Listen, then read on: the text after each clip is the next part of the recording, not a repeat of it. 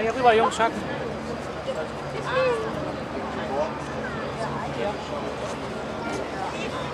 Oh, jetzt kommt der da hinten. Das ist Lightning und ganz zum Schluss der Alpha-Jet. Leading the pack on the DC-6B long-range airliner, T-28B Trojan, the world's most beautiful P-38 Lightning.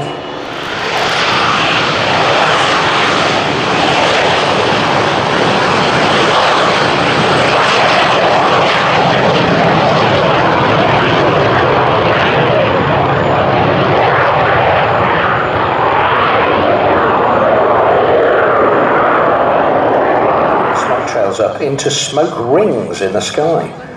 Quite something. Ja, jetzt also von links der erste Vorbeiflug der Red Bull-Formation, die Flying Bulls. From the left now, the Red Bull formation, the Flying Bulls.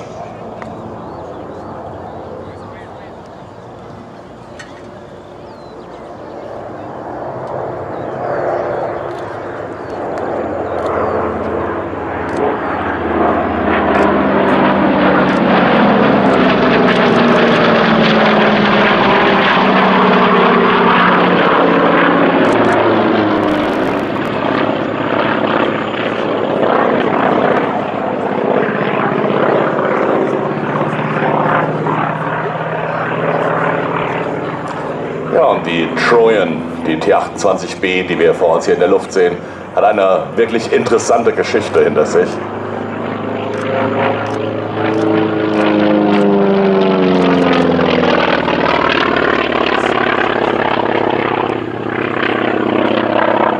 Gebaut 1954, stand sie bis 1965 in Washington D.C. bei der US Navy als Trainer im Einsatz und wurde anschließend an einen privaten Halter nach Texas verkauft und von diesem restauriert.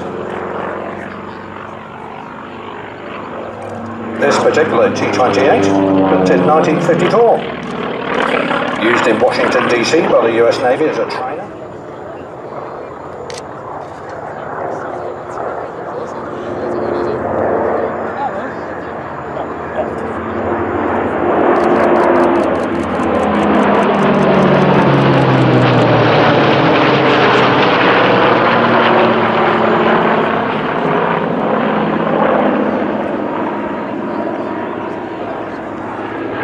Ja, Mitte der 80er Jahre wurde die Maschine dann von Ziggy Anger, dem späteren Chefpiloten der Flying Bulls, auf seiner Suche nach einem leistbaren Oldtimer in Oklahoma City aufgespürt und nach zäher Verhandlung erstanden. Zur Vorbereitung des Seetransports nach Europa musste Anger die T-28B zunächst nach Chino in Kalifornien fliegen, wo sie zerlegt ein 40 Fuß Ziggy Anger, a former chief pilot of the Flying Bulls, he arranged for it to be flown to Chino in California, where it was taken apart and put into a 40-foot container. It was then taken to Galveston, Texas and shipped to Hamburg. Und nach der Ankunft in Europa führte der Weg dann nach Basel zur Firma Jet Aviation, wo man die T-28B wieder zusammenbaute. Noch mit amerikanischen Kennzeichen versehen, landete sie 1987 in Innsbruck. Aircraft arrived with the container at Hamburg, was taken to Bâle by the firm Jet Aviation, who had previous experience with teaching. In 1987 they went to Innsbruck. From 1988 it was taken to Austria and finally ausgeliefert und der damalige Staatschef Tito ließ die DC-6 zu einem Luxusflugzeug umbauen für sich und seine Gäste. Und die Flying Bulls, die Red Bull, haben diese Maschine genauso restauriert. Das heißt, sie sieht innen heute so aus wie damals in den 60er Jahren, als sie als Staatsmaschine für Tito gedient hat.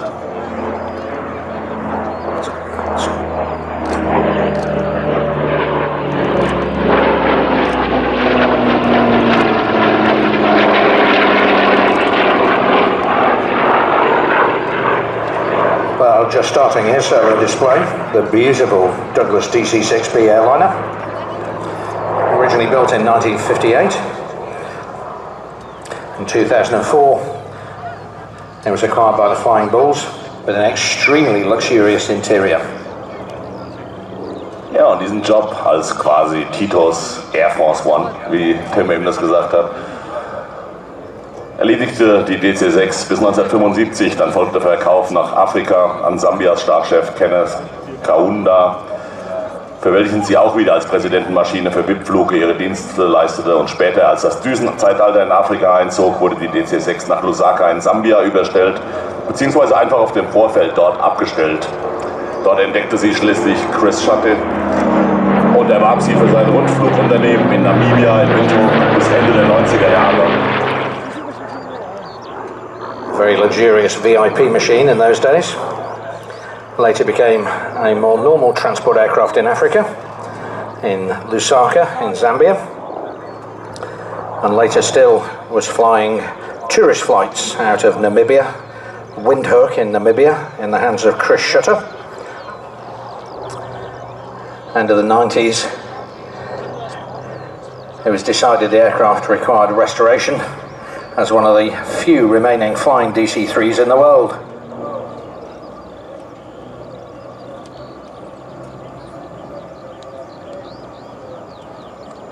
Im Jahre 1999 sind an der Grenze zu Angola Unruhen ausgebrochen und daraus resultierte ein Einbruch im Rundfluggeschäft und es wurde eine DC-6 zum Kauf angeboten. Die Flying Bulls reagierten blitzschnell und haben diese Maschine im Jahr 2000 gekauft und in einem abenteuerlichen Flug nach Salzburg überstellt. Dort wurde sie in einem eigenen Hangar über 3 Jahre lang restauriert. Dabei oberste Prämisse: der historische Gesamteindruck muss gewahrt bleiben. We took it to their hangar, where it has been restored into what can only be described as pristine condition by the experts and the expert engineers at Flying Bulls.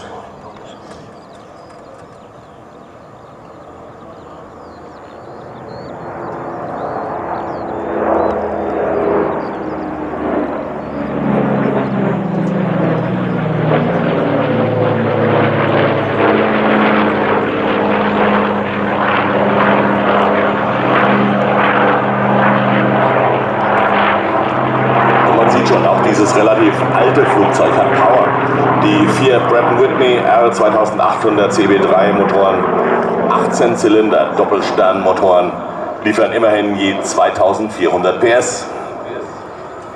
It might be an old aircraft, but it really is a powerful one. 4 Pratt & Whitney R2800s, 18-cylinder double. Und direkt abgelöst wird die DC-6 in der Vorführung durch die Lockheed P-38 Lightning. But now taking centre stage, one of my favourite aircraft, the Lockheed P-38 Lightning twin-engine fighter.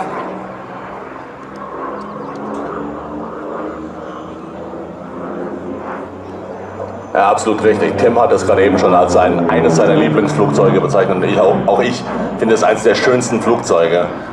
Wunderbar elegant, wundervoll gepflegt, in einem Top-Zustand hier am Himmel, die Lightning der Flying Bulls. It's in beautiful condition. That's a very unusual design for a fighter of the Second World War. And the nickname, now I'm going to try and pronounce this properly, the Gabelschwanzer Teufel, the fork-tailed devil, because of its twin boom design and twin engine design.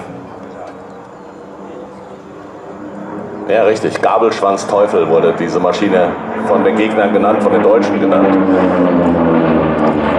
Es war ein bisschen die amerikanische Antwort auf die Me-109 der deutschen Wehrmacht. Effizienz lautete hier das Schlagwort bei der Entwicklung.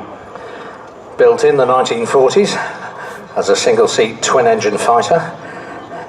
Now that's a comparative rarity. Lockheed took a real chance on this aircraft, and it really came through for them. Very high-performance aircraft, almost as manoeuvrable as the single-engine fighters it was in combat against. This particular one, during the late 1940s and 50s, started taking part in air races. During the 60s, it was acquired by the famous Marvin Lefty Gardner. Started flying the P-38 at the Reno National Championship air races.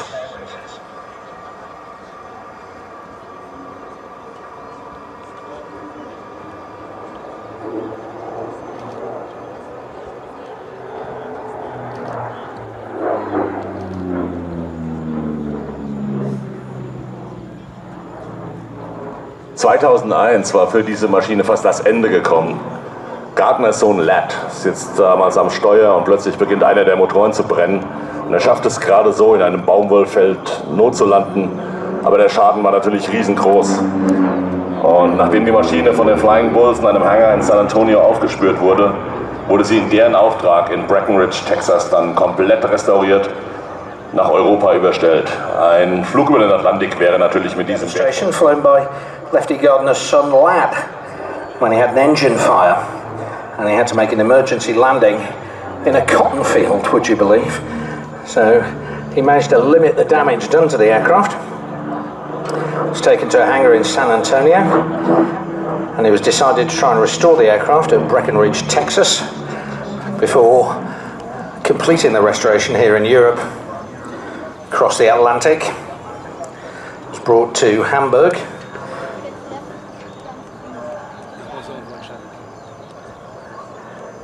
And after the restoration work was completed, Siggy Angerer, the chief pilot of the Flying Bulls, flew the aircraft down to Salzburg, where of course where it's now based.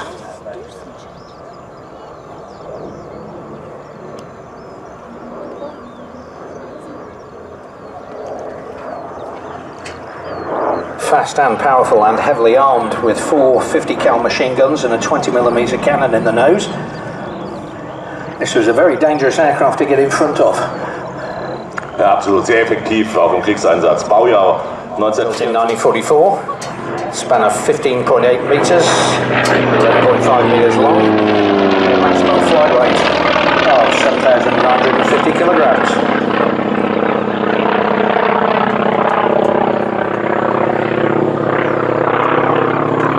Und jetzt schauen Sie noch mal nach vorne und schauen sich mal die Rauchspuren an, die die T-28 hier in der Luft hinterlässt. Das ist ganz fantastisch. Das ist erlebte Physik, haben wir gestern gesagt. Diese Verwirbelungen in der Luft sind natürlich immer da, wenn ein Flugzeug vorbeifliegt, aber normalerweise sieht man sie nicht. Und durch den Rauch wird das mal sichtbar gemacht. Das ist wirklich höchst interessant. Now that, ladies and gentlemen, ja, im Sommer 2016 erstrahlte sie dann einen neuen Glanz mit dieser olivgrünen Originallackierung der Navy.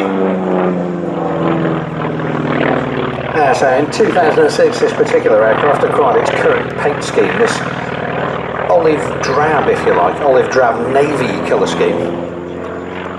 Very distinctive, very unusual aircraft.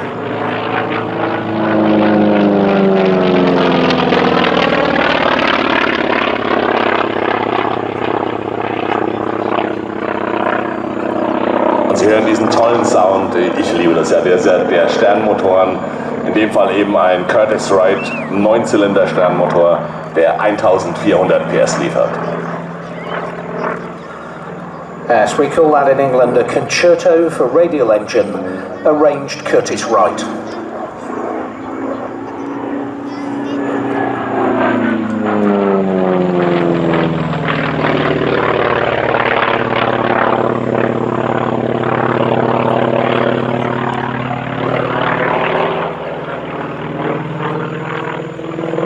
You can see the smoke trails are forming into rings. At the ends of the wings are things called wheel into these amazing ring shapes.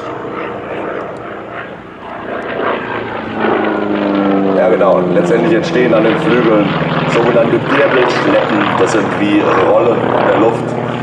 Je größer das Flugzeug und je langsamer, je höher der Anstellwinkel, umso stärker sind diese Schleppen. So ist zum Beispiel, dass auch an großen Flughäfen gibt es einen bestimmten Abstand zwischen Starts und Landungen, weil diese Schleppen bei größeren Flugzeugen so groß werden können, dass sie nachfolgenden Flugzeugen wirklich auch gefährlich werden können. Absolutely, but there's a gap left between them. Now that's to allow the vortices from the aircraft in front to dissipate.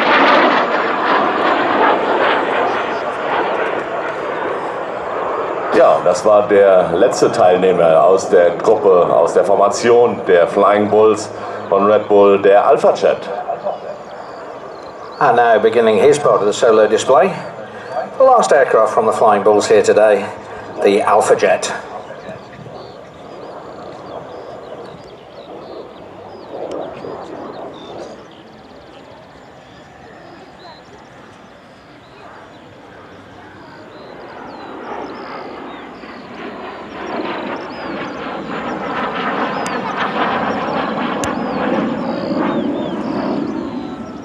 Der Alpha Jet ist eine Gemeinschaftsentwicklung der französischen Firmen Dassault und Breguet sowie dem deutschen Hersteller Dornier. By Dassault and Breguet in France and Dornier here in Germany. 4 of them, after they'd finished their military service, were purchased for the Flying Bulls fleet. This aircraft equipping the air forces of 12 countries. It's been very successful.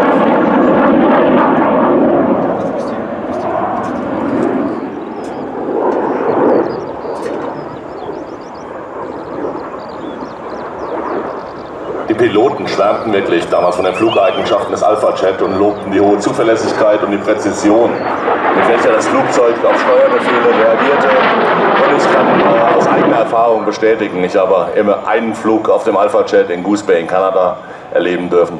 Wirklich ein sehr stabiles Flugzeug, auch im Tiefflug und relativ einfach zu fliegen aus Pilotensicht. As I said, 2-seat aircraft, trainer. People in the front. Ja, die Bo 105 auch schon ein etwas älterer Hubschrauber vom Design. 1967 wurde die Bo 105 erstmals präsentiert und bis 1997 wurden insgesamt über 1400 Hubschrauber dieses Typs gebaut. Quite an old aircraft this, well, old design. 1967 the BO-105 first appeared. By 1997, 1,425 helicopters have been built. Ja, und das Besondere war, es wurden erstmals neue Werkstoffe verwendet, Titan für den Rotorkopf und GFK für die Rotorblätter. Die Blätter sind dadurch enorm elastisch und diese neue Eigenschaft ermöglicht die Konstruktion eines gelenklosen Rotorsystems und das wiederum ist die Grundvoraussetzung für einen kunstflugtauglichen Helikopter. The original design obviously underwent massive development during its life.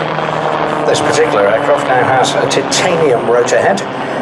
And the rotor blades are made out of super reinforced glass fibre, making them rigid, very strong and able to do these aerobatics.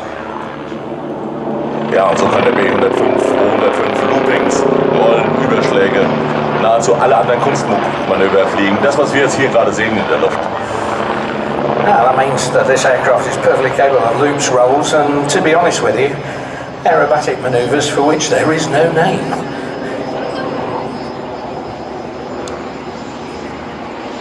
Und die 4 Bo-105 von Red Bull sind die weltweit einzigen Helikopter mit ziviler Kunstflugzulassung. 2 Bo-105 sind bei den Flying Bulls in Salzburg.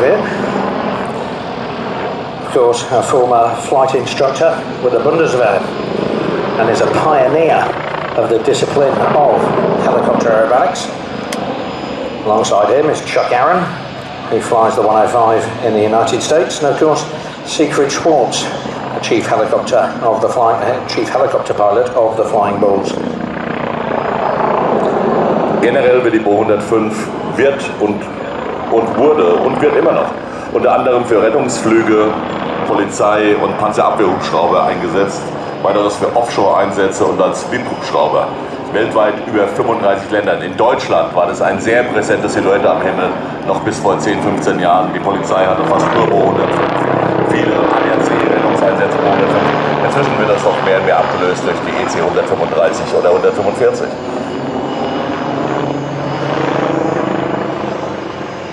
Well, the BO-105, of course, by the Bundeswehr.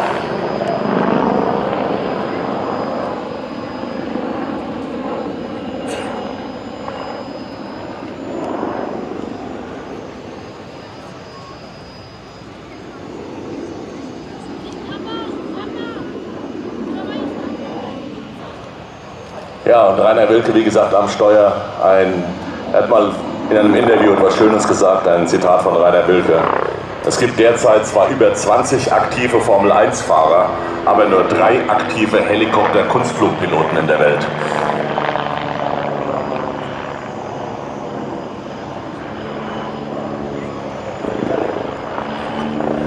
That's quite an interesting point. Rainer Wilke actually said, do you realise there's over 20 Formula 1 drivers in the world?